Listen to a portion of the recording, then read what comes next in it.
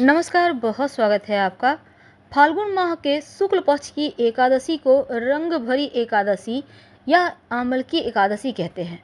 इस दिन भगवान श्री हरि और शिव पार्वती की भी खास पूजा की जाती है, यानी भगवान शिव माँ पार्वती की। इस दिन काशी में बाबा भोलेनाथ का गुलाल से भव्य श्रृंगार भी किया जाता है और शिव के गण उनके साथ जमकर होली खेलते हैं। मान्यता है इस दिन अगर शिवलिंग पर लाल गुलाब अर्पित करें, जो गुलाल होता है, रंग अबीर जिसको कहते हैं, तो धन समृद्धि भी बढ़ती है, परिवार में खुशहाली आती है।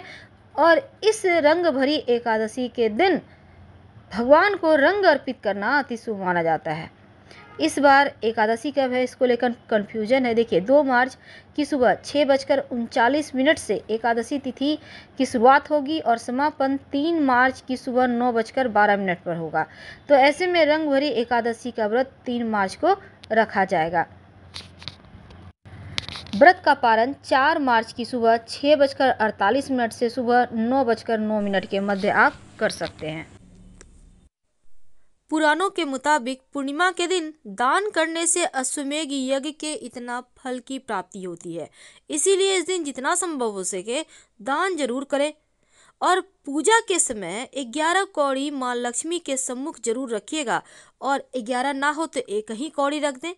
लाल कपड़े पर रखें और हल्दी से हल्का तिलक कर दें और फिर माँ लक्ष्मी को तिलक करें। इसके बाद शाम में या अगले दिन इस कौड़ी को उसी लाल कपड़े में बांधकर धन के स्थान पर रख दें तो धन बढ़ता है। पूर्णिमा तिथि के दिन पवित्र नदी और सरोवर में आस्था की डुबकी तो लगाई जाती है, साथ ही इसी दिन अपने पितृदेवों के निमित्त नदी में काले तिल भी प्रवाहित किए जाते हैं, सूर्यदेव को अर्घ्य देकर। इस दिन सत्यनारायण भगवान की कथा सुनने का विधान है। व्यक्ति के दुखों को समाप्त करता है, घर में सुख समृद्धि बढ़ाता है। इस दिन कुछ खास प्रयोग किए जाते हैं। शास्त्रों में पूर्णिमा तिथि के दिन बहुत सारे प्रयोग करने के विधान है, खासकर तुलसी पूजन का विधान है, क्योंकि भगवान श्री हरि विष्णु और माँ लक्ष्मी के संग तुलसी पूजन भी अवश्य करना चाहिए और शाम के वक्त एक घी का दिया जरूर जलाएं। इस दिन माँ लक्ष्मी को प्रसन्न करने के लिए एक छोटा सा मंत्र जिसका जप जरूर करें रात में सोने के पहले। ओम ह्रीं श्री क्रीं क्लीं श्री लक्ष्मी मम गृहे धनपुरे चिंताए दूरे दूरे स्वाहा। तो ये मंत्र माँ लक्ष्मी को बुलाने का है। हालांकि हम डिस्क्रिप्शन में विस्तार से दे देंगे, आप जरूर इस मंत्र का जप कीजिएगा रात में सोने के पहले कम से कम 5 बार या 13 बार। घर के मुख्य दरवाजे पर उम्मीद है आपने अभी तक स्वस्तिक का चिन्ह जरूर बनाया होगा और आम के पत्तों का तोरण भी लगाया होगा। नहीं लगाया है तो शाम तक जरूर कर लें, क्योंकि घर में सुख शांति समृद्धि इसी से बढ़ती है और निगेटिव ऊर्जा दूर रहती है। धनिया, सूखा धनिया, याद रखिए सूखा धनिया और मिश्री या चीनी के दाने का भोग लगाइए। बाद में इसको प्रसाद के रूप में पूरी परिवार के साथ खाइएगा। आप चाहें तो धनिया की पंजीरी बनाकर भी भोग लगा सकते हैं। थोड़ा सा लगाइएगा ताकि प्रसाद में खा के वो खत्म हो जाएगा। अगर बच जाता है तो पौधे में डाल दें, उसका पेड़ उगाएगा, फिर आप पेड़ को मजे से खाइए, कोई दिक्कत नहीं है। धनिया की पत्ती का खाना बनाने में यूज कर सकते हैं। तो आप अगर दीपावली के दिन, चूंकि आपने धनिया बोया होगा और उसका पेड़ भी निकल रहा होगा, क्योंकि हमारे यहाँ तो निकल रहा है तो आपके यहाँ भी निकल रहा होगा, नहीं निकल रहा है तो आज के दिन आपके पास एक मौका है धनिया को फिर से बोने का। तो आप सुबह में ही इसको जल में भिगोकर रख दें, धनिया के बीज को, और मिट्टी को गीला करके रखिएगा अपने गमले में या आंगन में। फिर आप शाम के वक्त या शाम के पहले 3-4 बजे लगभग आप इस धनिया को अपनी क्यारी में बो दीजिए। और बोने के बाद बैठकर मत बोइएगा, खड़े खड़ या थोड़ा झुक कर बोइएगा। मिट्टी को हल्का सा कवर कर दें, नियमित रूप से हल्का हल्का पानी के छींटे डालते रहे, वो पेड़ उगाएगा। तो आप फ्रेश धनिया भी बो सकते हैं, धनिया का बीज भी बो सकते हैं। लेकिन इस दिन धनिया के 3 प्रयोग किए जाते हैं जो जीवन की मुश्किलों से आपको बाहर निकालेगा, जीवन के हर कठिनाइयों से आपकी रक्षा करेगा। पहला प्रयोग तो है कि एक मिट्टी का बर्तन ले लें, उसमें थोड़ा सा धनिया, एक सिक्का रख दें, उसमें थोड़ा पानी डाल दें और इसको रहने दें पूरे पूर्णिमा के दिन रात, यानी पूर्णिमा के अगले दिन। इस धनिया को अपने घर के गमले में बो दें, सिक्के को पास में रख लें, लाल कपड़े में बांधकर संभाल कर, और जो आपने दिया है उसको, दिया को आप कोई भी यूज में कर सकते हैं या संभाल कर रख लें, फिर अगले बार उस दिया को फिर से प्रयोग कर लीजिएगा। दूसरा प्रयोग, जीवन में मुश्किलें बढ़ गई हो, परेशानियां बढ़ गई हो, तो हनुमान जी के मंदिर में जाकर थोड़ा सा धनिया उनको अर्पित कर दें। और जो भी आपकी मुश्किल है हनुमान जी से कह दें, आपकी जो भी मुश्किल है, आपको धन चाहिए, नौकरी चाहिए, विवाह होना है, अपना मकान चाहिए, स्वास्थ्य चाहिए, जो भी चाहिए, हनुमान जी के मंदिर में अर्पित करने के बाद धनिया उनसे प्रार्थना करें कि प्रभु हमारे कष्ट दूर करें।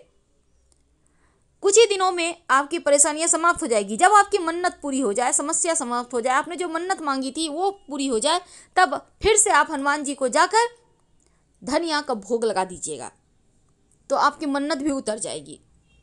वैसे आप धनिया के साथ मिश्री भी डाल सकते हैं, वो और अच्छा होगा। व्यक्ति की ख्वाहिश होती है, हर व्यक्ति की जीवन में सौभाग्य बना रहे, तब नर और नारायण यानी भगवान श्री हरि और माँ लक्ष्मी एक साथ जिसमें तस्वीर में हो, एक ही साथ जिसमें हो। बहुत सारे घरों में क्या होता है, आप भगवान श्री हरि विष्णु की पूजा करते हैं, बृहस्पतिवार की कथा करते हैं, तो माँ लक्ष्मी उसमें नहीं होती। लेकिन आज के दिन आपको दोनों ही जो एक साथ हैं ऐसे ही तस्वीर की पूजा करनी चाहिए। फिर दक्षिणावर्ती शंख की भी इस दिन पूजा करने का विधान है।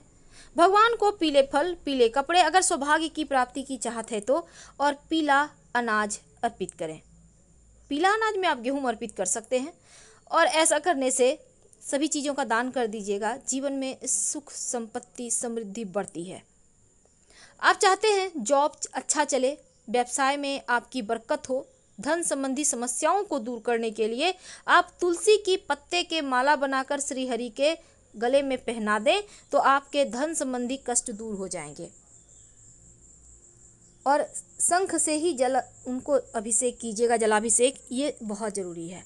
अब एक खास प्रयोग, संतान अगर नहीं हो पा रही है, संतान की मन्नत आप चाह रहे हैं आपकी संतान हो जाए, तब भगवान विष्णु के बाल स्वरूप की पूजा करें। आप राम जी के भी बाल स्वरूप की पूजा कर सकते हैं, और उनको माखन मिश्री, भगवान श्री कृष्ण की भी पूजा कर सकते हैं, और माखन मिश्री का भोग लगाइए। बुद्धिमान निरोगी संतान की प्राप्ति होगी, और अगर संतान है तो वो बुद्धिमान होंगे। प्रसाद के रूप में ग्रहण कीजिए, इससे आपके जीवन में सुख सौभाग्य बढ़ेगा, उन्नति होती है, प्रगति होती है। और अगर आप पति पत्नी एक साथ चंद्रमा को अर्घ्य दें तो उनका आशीर्वाद से, देवगुरु के आशीर्वाद से जीवन भर अटूट रिश्ता बना रहता है। क्योंकि अगर आप धन की मुश्किलों से बचना चाहते हैं, आप चाहते हैं धन आता रहे, तब इस और धनिया का तीसरा और अंतिम प्रयोग, देखिए आपके घर में आप चाहते हैं खूब बरकत हो, माँ लक्ष्मी आपके घर में निवास करे, तो एक बात हमेशा याद रखिए, आप धनिया भले ही मसाले में प्रयोग ना करें, हो सकता है आप पाउडर यूज करते हो या नहीं भी खा सकते हो, लेकिन सूखा धनिया थोड़ा सा अपने घर में, अपने किचन में जरूर रखें, किसी डब्बे में स्टोर करके उसको जरूर रखिए। कुछ ऐसे मसाले हैं जो अपने घर में आप यूज करें या ना करें पर रखना चाहिए, उसमें एक धनिया भी है।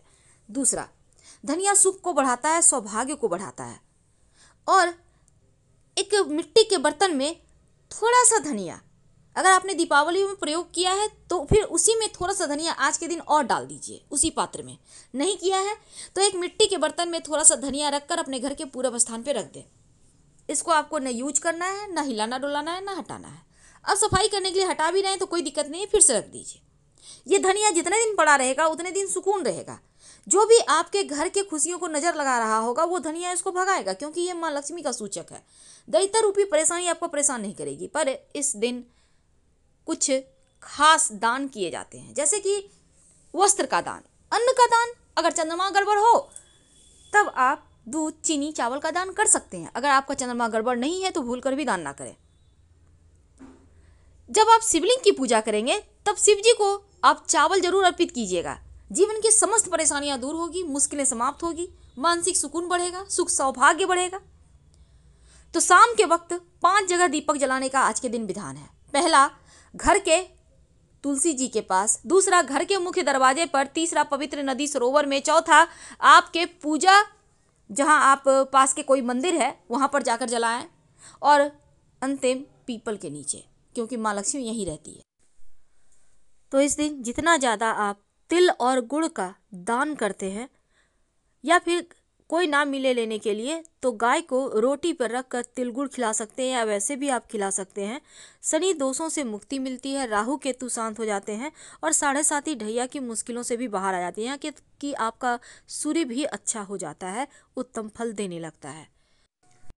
तो हम आपसे विदा लेते हैं। जानकारी अच्छी लगे तो लाइक कर सब्सक्राइब करें, अपनों से शेयर करें और कमेंट में हर हर महादेव जरूर लिखें। धन्यवाद।